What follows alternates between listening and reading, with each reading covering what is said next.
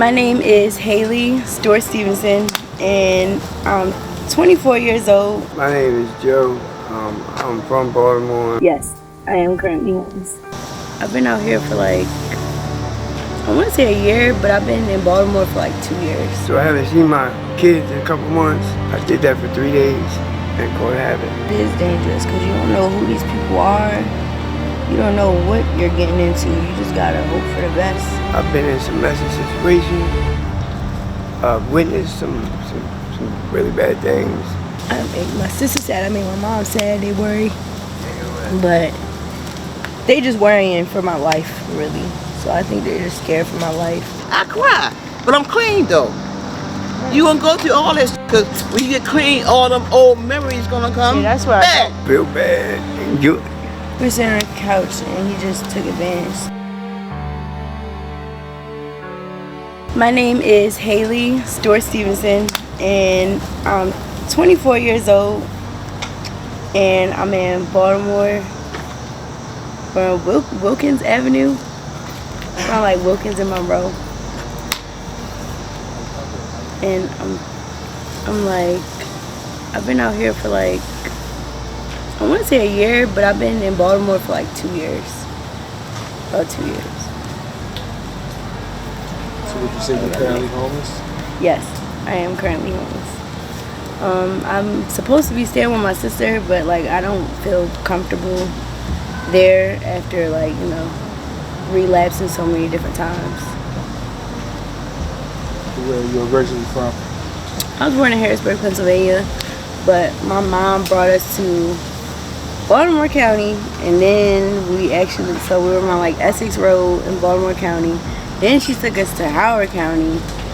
Then I went back to Pennsylvania. So I'm from Pennsylvania and Howard County at the same time, because I spent a good amount of time in my life in Howard County, but Harrisburg is where my heart is, because that's where my family is. So what brought you to Baltimore City after you moved back to Harrisburg? Actually just me being stuck in my ways. I wasn't ready to give up this life. I got used to it. Actually, I had a warrant. Actually, I don't have a warrant anymore, but I have epilepsy. I have seizures, and I assaulted my nurse, and I ran from my warrant for 3 years. My mom had a missing persons on me. I didn't know.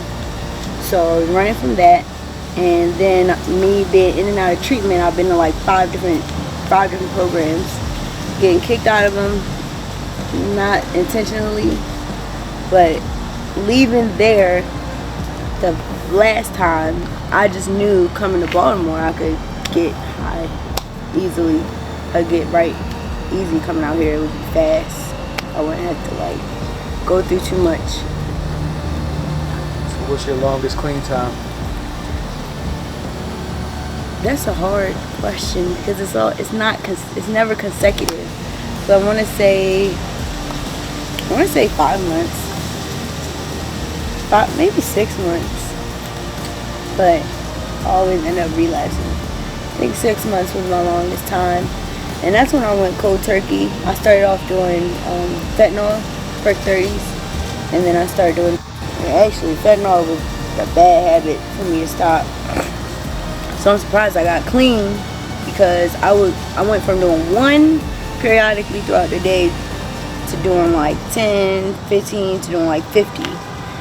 And then someone was like, if you're going to be a drug addict, be a smart one. And I started doing it because they said it was cheaper. And what always caused you to relapse? I don't know how to cope. I'm not good with my emotions. Honestly, I tried it and I liked it, but I felt numb. I wanted to sleep. I wanted to be tired.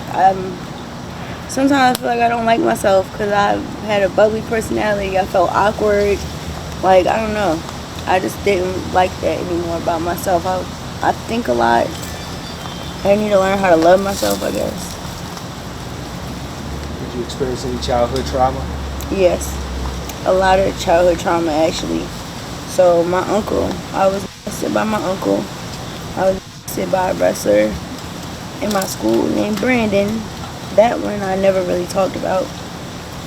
First person to ever me actually was a female. It was my babysitter. I don't remember her name. I think I was 3 years old when that happened to me. So a female was the first person to ever me. So went from my babysitter to my uncle to a wrestler to just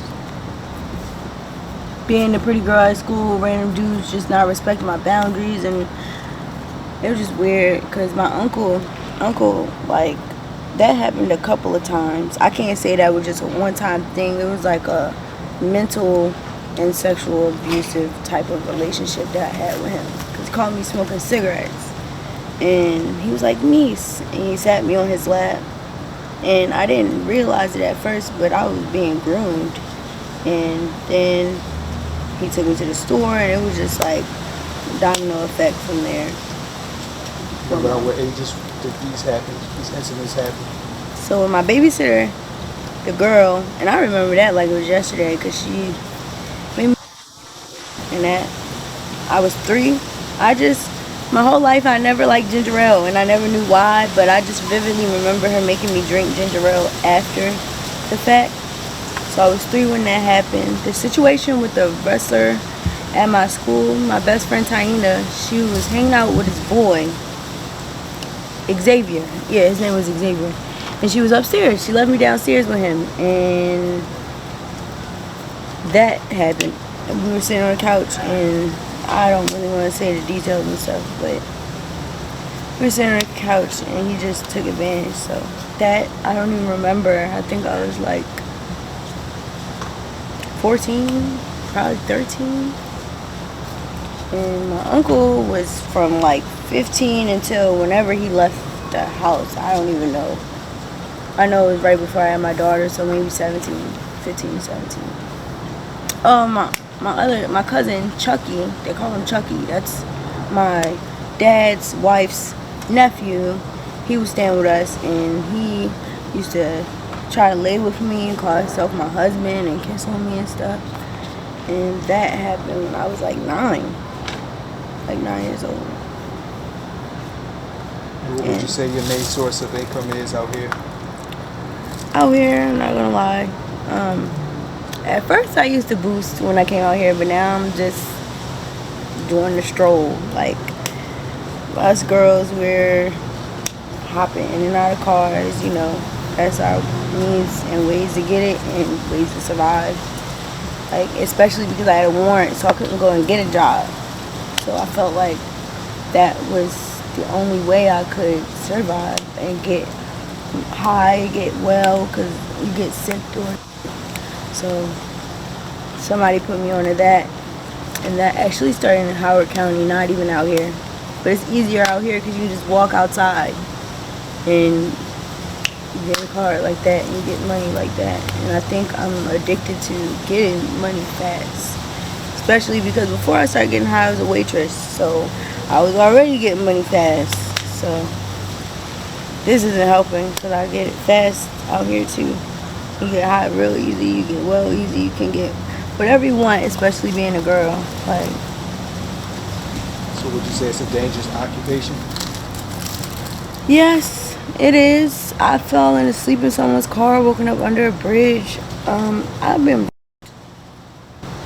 I woke up with a guy still in my room being too high, and I actually got, and this was in Howard County. This is the first time I ever got in my life. And then I've heard stories from other girls, like there are guys out here that do some really crazy things. Like this one guy, he'll do something with you, I guess, they'll tell me, and then he'll, like, when you're about to leave, like, he pulls out a gun, he'll pistol whip you, he'll beat you up, and I guess a lot of girls have had experiences with him. There's like a couple of girls that have died over here. So it is dangerous because you don't know who these people are. You don't know what you're getting into. You just gotta hope for the best. And then it's sad because we doing it. I mean, of course I do it for more than, but really for drugs. Does it scare you at all?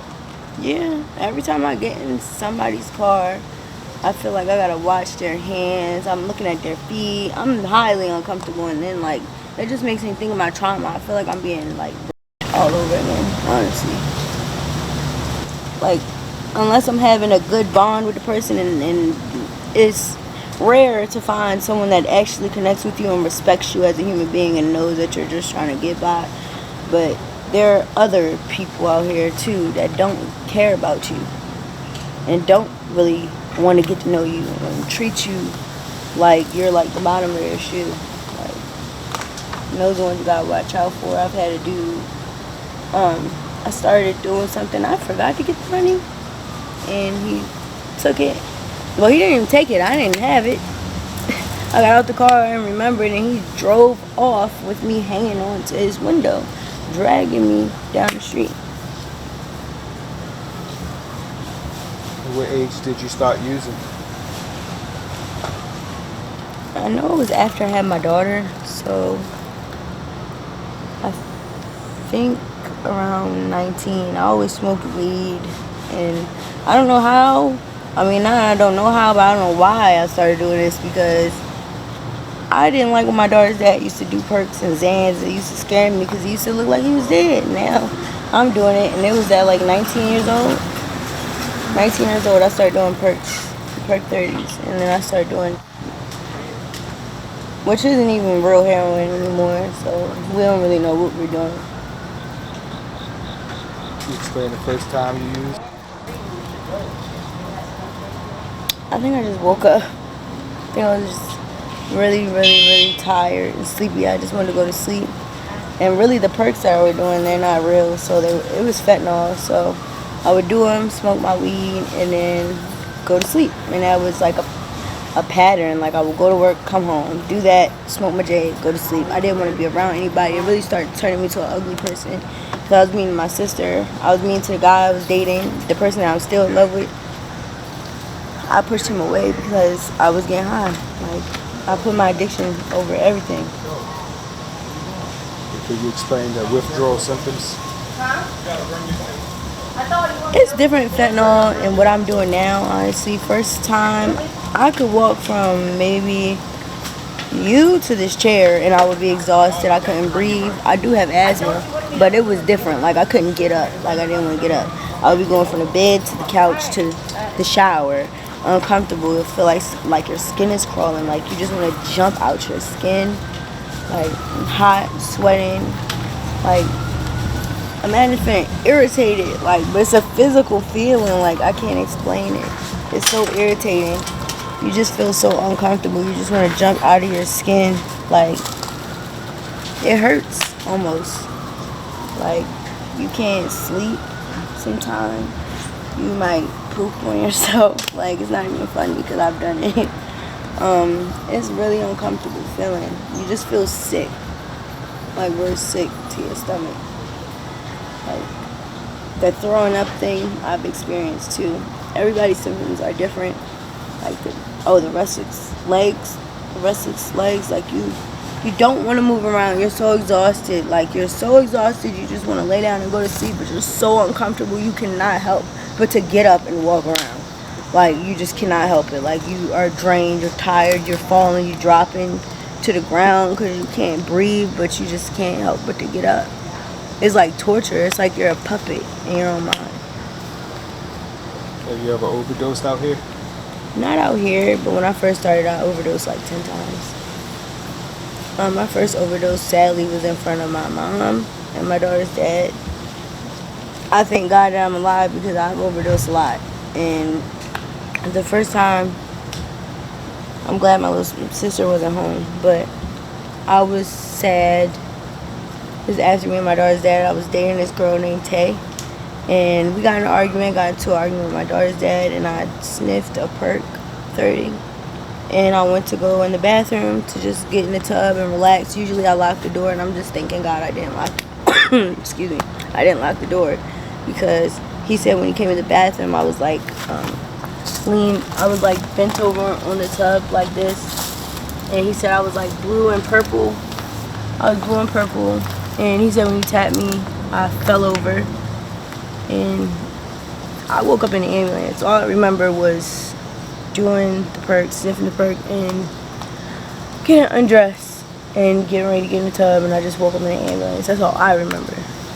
But That was at nighttime. I didn't wake up till the next day in the afternoon. Yeah. So that's happened a few times. Oh, wow. And I remember one time I was in my friend Lex's car. This is the worst time.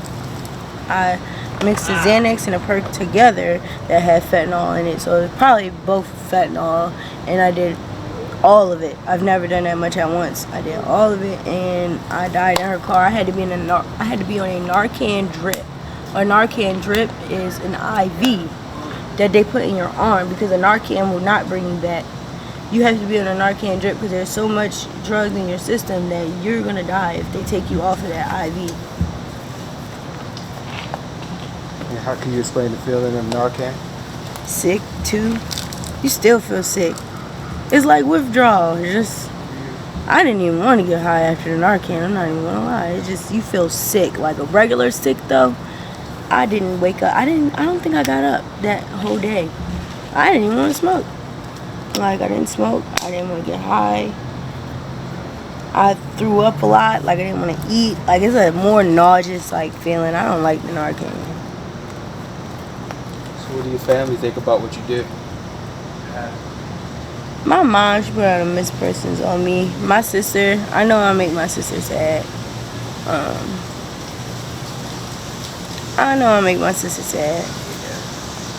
Because she yelled at me a couple times, just like, why do you feel so uncomfortable, Hailey? Like, why you don't want to be here?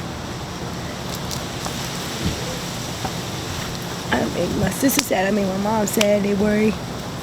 But they just worrying for my life, really. So I think they're just scared for my life, and they don't know what's wrong with me deep down inside, because they're trying to get to the root problem of what's wrong. They're being more supportive than they were at first, and honestly, it was a secret at first. I told my mom. She's the first person I told.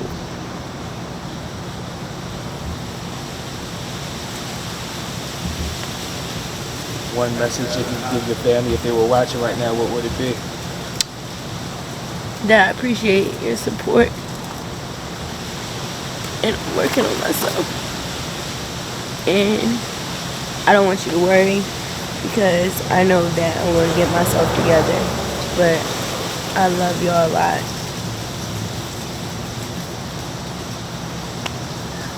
So what does a clean life look like for you?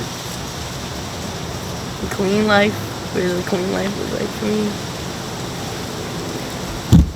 My daughter. My daughter is my best friend.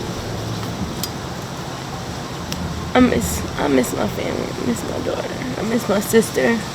So a clean life for me, I would be with my daughter, and play with my daughter, and going to work. I work like 7 days out the week, and playing with my daughter, really, and my nephews, my 2 nephews and my niece. So family, that's a clean life for me. Being back with my family. So where do you see yourself a year from now? I do see myself with my family. Because I've been in treatment 5 different times. I can't do this anymore because I beat myself down every single day. Every day I get high, I'm sad, I'm depressed, I'm not happy. It was fun at first, it's not fun anymore. So I do see myself with my family. But my life isn't the same, but like my mom said, like, it wasn't a good start, but that don't mean it gotta be a bad finish. So I'm trying to get back to work. I'm going to be a waitress again. I'm trying to speak prophetically.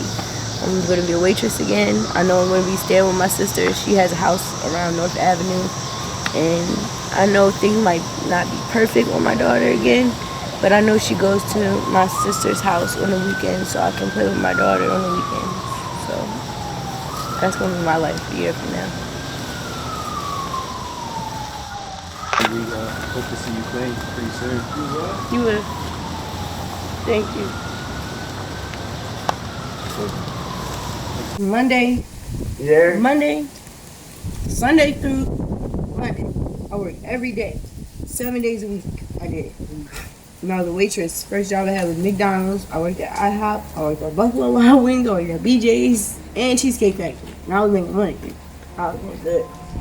Friday, Saturday, Sunday, you make the most money. I could walk into work and get like $85 on one table. Another table, you get like $20. You get like another $20. You might get some dickheads give you like $10 or $5. Worst tip I ever seen was change, but that's because the dude don't smile and he don't like talking to people. Now I miss working and being a waitress because you meet people. And like, I love talking to people. Like, I'm gonna be a psychologist. That's what I want to do. I want to help you because I know like once I get clean, I don't want to tell people my story so I can show people like life is more than just the 4 blocks around you. You know what I mean? Because I didn't get that. I didn't get to go out and explore life. So all life look like to everybody's whatever you see, whatever you go up around. That's not true. Like I want to take people to go do weird shit like fishing and why is that even weird? Like fishing and painting and like pottery. I really want to do pottery. I never done that before. I want to do pottery. And just teach people to make life worth it. I think we spiritual beings living like a human experience. So I really think that we need that because when you don't get that, I think this is what that causes. Like especially when you in you go through abuse, then you start to look for love in the wrong places, and you're not worried about like I started skipping school and stuff. I wasn't going to school. I was leaving school to smoke weed and leaving school to hang out with dudes way older than me. I'm 15 smoking with 21-year-olds and shit. So you need to take your kids out and go like painting and fishing and shit and ride horses and stuff like that. So I want to do that with people's kids. So that's what I want. Do it with her because if I'm around, you can't do it for your mother. You can't do it for your mother. I just want the love of her. I want the love of her around me while I'm getting clean because I think my sister.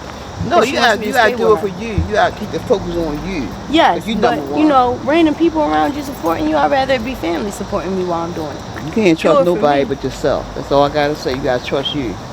You know what I'm saying? I should do that too. I should do coke. I did all that stuff. I've been got clean off all that stuff. So good. But you gotta do it for you. You know what I'm saying? Yes, ma'am. It took me this long though, but I got a 7-year-old daughter.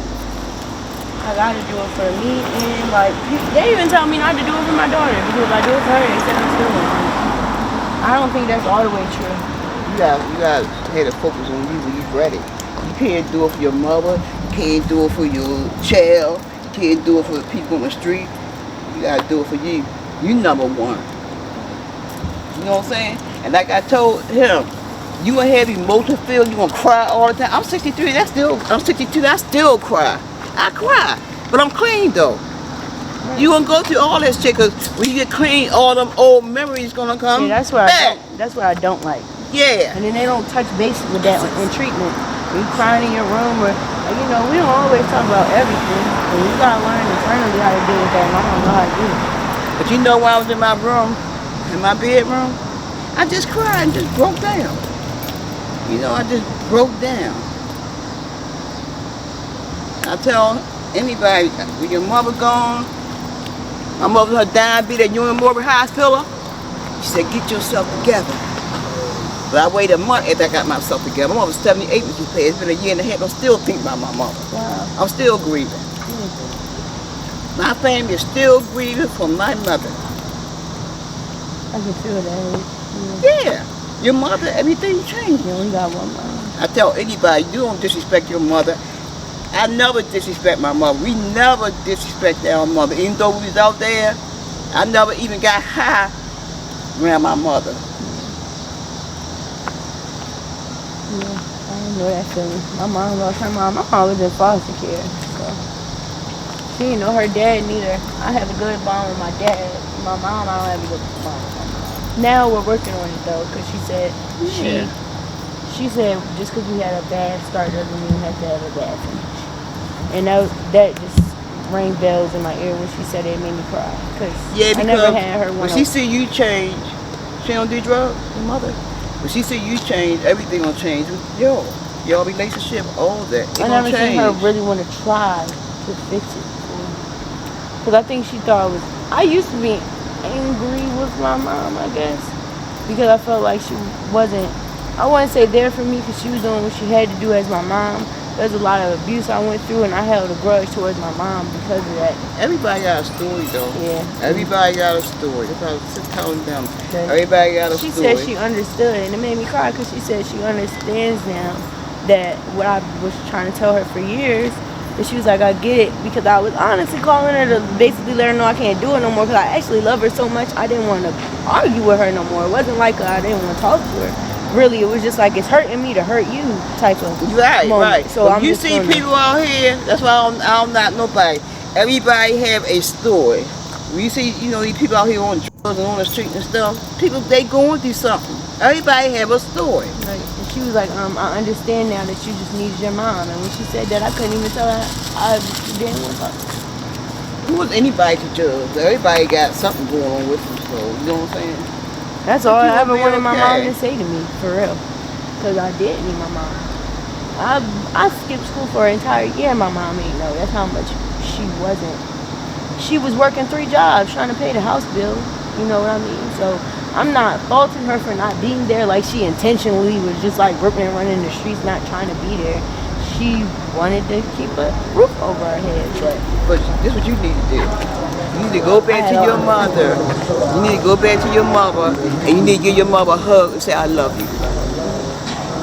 Even you out there, you tell her, I love you. You gotta do that. And you gonna feel better, and she gonna feel better. Like I told you, I'll tell anybody, Joyce. I tell anybody, if your mother gone, everything gonna change, I'm telling you. Yeah. I'm not ready. I'm 62 years old, I'll be 63 September 9th. My mental state is not good. When I lost my mother, yeah. If I say a motherfucker say anything to me, I'm gonna snap. Snap the fuck up. Yeah. I knew that was coming. Yeah. My mental state is not good. Yeah, you still grieving, real. and you're gonna be grieving for me. Yeah. Because that's your mother. My mother was like Y'all had a good a year and a half. My family was close. I didn't even know my mother was sick. She didn't tell nobody she was sick. She old school. Worry y'all. Right. 78 years old. And I took care of my mother. I wiped out. I did all that. You understand what I'm saying? You look wonderful. I took her to the hospital. I did all it because I didn't know. I got 3 sisters and 1 brother. We took turns taking care of her, but she ain't want nobody to clean her but me. I clean my brother because she know how I was. Even though I was out there, but I wasn't type of all dirty and all that. She also knew you out of everybody. Yeah. You probably the least judgmental, the most. Of course, you came from her. I mean, they did too, but I understand that part. My mother never least told. Judgmental. She never told us that she was sick. Nobody didn't even know. I didn't even know. I didn't know my mother was sick. She must have carried herself very well too. My mother retired from the county school. She retired and all that. My mother, like I said, she never told. I took her to the doctor and all that, but I never knew she was sick like that. She had congestion heart failure. Oh wow. Yeah.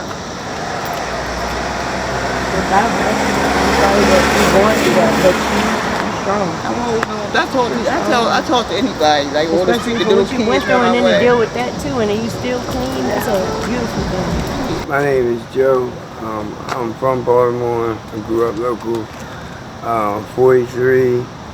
I just came back around this neighborhood. I was on the Eastern Shore for 3.5 years. I left this area because I fell through a bando floor from the 2nd floor to the 1st floor, high on dope, and broke 3 ribs and fractured my back. So my mom said I'm coming to stay with her for a while and get clean. And I did stay clean for like 2 years down there. And I met some of the local people, and I started dibbling and dabbling, getting high again. And one thing led to another, and it got pretty bad. I lost my job, so I moved back.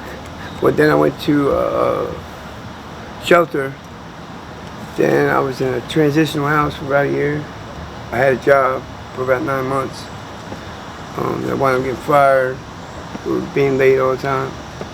And so then I came back over here. No, first I went to jail for a while. And then when I got out of jail, I went to rehab. I checked myself in rehab. I got out about April, this past April. I was in a recovery house for like 2 months, doing good, working. Then I decided to get high here and there. 1 day a week turned into two, two turned into three, and so on, and start doing it every day. So I haven't seen my kids in a couple months. I lost like 30 pounds, been depressed, ain't been taking care of my priorities. I'm trying to get clean again, and I want to do it this week and go back over the bridge, Eastern Shore, and stay with my aunt for a while. Get another job.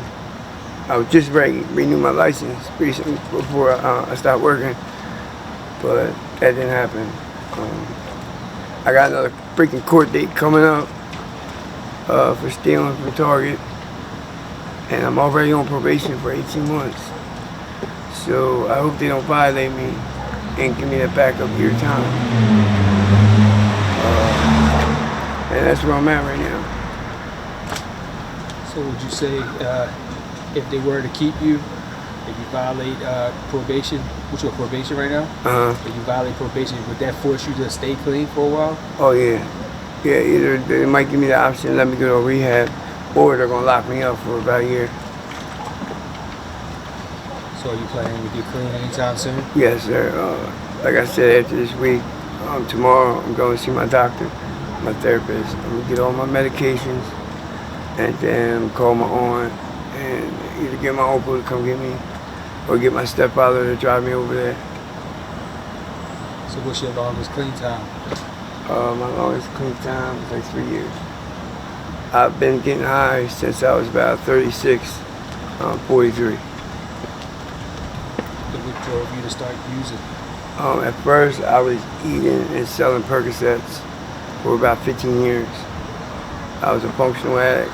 I ate pain pills every day and smoked weed, but I went to work every day. I paid my bills, my rent, my car insurance. I even paid my girlfriend's car insurance and car payment. But then we both was eating pills every day. And when I lost my job, and I started messing up my money, I owed my dealer a lot of money. So I got cut off, and I couldn't afford Percocets. So my brother was selling at the time, and I was sick one day. So he told me to come over to his house, and he had me try sniffing. I did that for 3 days and caught habit. So I sniffed dope for like 3 years. And then people were shooting dope around me all the time with needles. And they talked me into it. And I tried it and I liked it. Can you explain that feeling the first time you used? You get like a really big rush, euphoria, like feel lightheaded, but it feels good. And you just want another one in a little while, so that's why I keep doing it. I never thought I would smoke. And one of my friends, which is my baby mother's best friend, she's also my daughter's godmother. Somehow I wind up living with her for a while, her and her mom. And she would ask me every day if I wanted to try smoking. And I said no all the time. But one day when she asked me, I was really mad at my girlfriend, and I lost my job, having a bad day, so I said, fuck it, let me try it. And the first time I tried it, I got sick, but the second and third time I liked it. So I started smoking every day really bad. Like I was smoking as soon as I get up, on my way to work, at work, after work, every day, all day. And at first I was doing it behind my girlfriend's back. She didn't know nothing about it. And then she started catching me. And we wound up, fighting for a while. And so we broke up and she was pregnant. And then I'm pretty sure she was seeing someone else. So it really broke my heart. And I started getting high really bad afterwards. And I didn't give a shit about anything. I was stealing, breaking into stores, businesses, cars, and I did whatever it took to get that next well shot. I've been in and out of jail about 4 or 5 times since I started getting high. I've been in some messy situations. I've witnessed some some really bad things. And my advice for anybody is if they get a habit, go get help as soon as they can. Because you don't want to be down in the dumps and in the trenches. Because you're either going to wind up in jail or dead. Are you currently homeless? Yes, I just recently got kicked out of a recovery hospital a month ago. And what did you get kicked out for? Well, I had gave them like a fake piss test, and they were suspicious, but they let it slide. And then the very next week, I used one of my housemates' bicycles without asking. I did call him, but he didn't answer. He was at work. And he let me use it like the week before because my bicycle rim was bent. So then I just assumed it'd be okay because he let me use it prior. And I also fixed it. I put a brand new seat on it for him. So I thought it'd be okay. Well, he really got mad and like really made a big deal about it, telling the house manager, which our house manager is an ex-Baltimore City police officer. And they gave me a hard time questioning me about some shit. They thought I stole the bike and I went and sold it, but that wasn't the case. I brought it back. So I wound up admitting that I relapsed and did some a few days prior. So then they kicked me out. One message if your kids was watching, what would it be? Oh man. First I would apologize to them. Then I would just say, don't ever try drugs.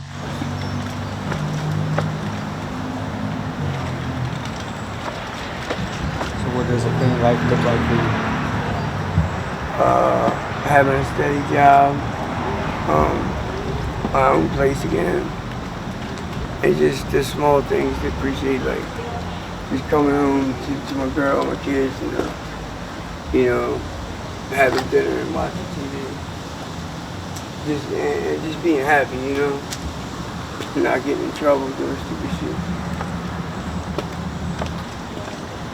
Appreciate your story. And it's hard to believe that I should know better because both of my parents were drug addicts. My grandparents raised me. How does that make you feel? I feel bad and guilty.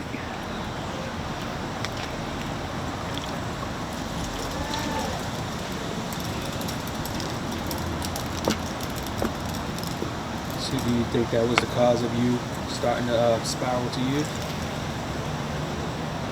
Yeah, Dad and my girlfriend. With us breaking up while she was pregnant.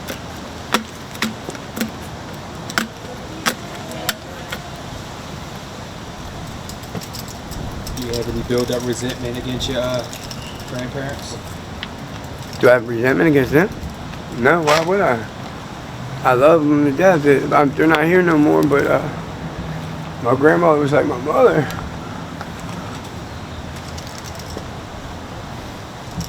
Have you ever witnessed them using? Yes, I actually used drugs with my stepfather. I never used with my mother. But my mom's clean now. She's been clean for like 14 years. My dad's got 3 years. He just bought a truck 2 days ago. He's doing good. He got his own apartment. But he died. He blew a valve out in his heart like 5 years ago. Smoking for 2 days straight. They saved it. They brought him back to life 3 times at the hospital. He had an out-of-body experience. He said he's seen himself on the hospital bed. He was hovering over top of himself. He was in a coma for like a month, hooked up to a machine that pumped his heart. That was hard to sit there and watch. One last question. Where do you see yourself a year from now? Just working and being with my family. Off the streets. Maybe even, take some classes to become a drug counselor. Because I want to help people. And also recently, the other day, because of drugs, and being up for a few days, I fell and busted my head and had to get stitches.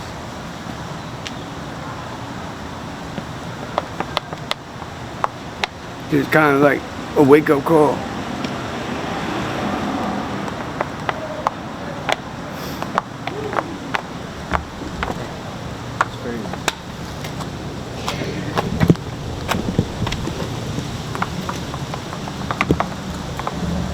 There's nothing fun about being out here. There's nothing easy about being out here.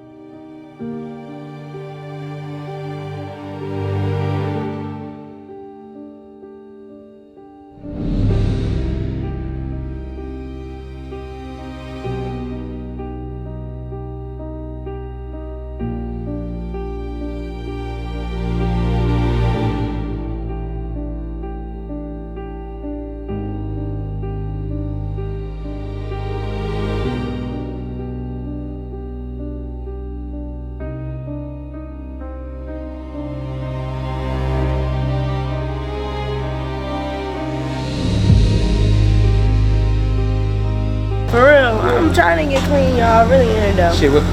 Can we get you clean today? Man, I'm bullshitting. Not bullshitting, but I know I still want to get high, but I'm going to get clean. Like, I think about it every single day. Turk House was just over here today. I've been to Turk House. Turk House is great treatment, I'm not gonna lie. Yes, great treatment. They got gym in there.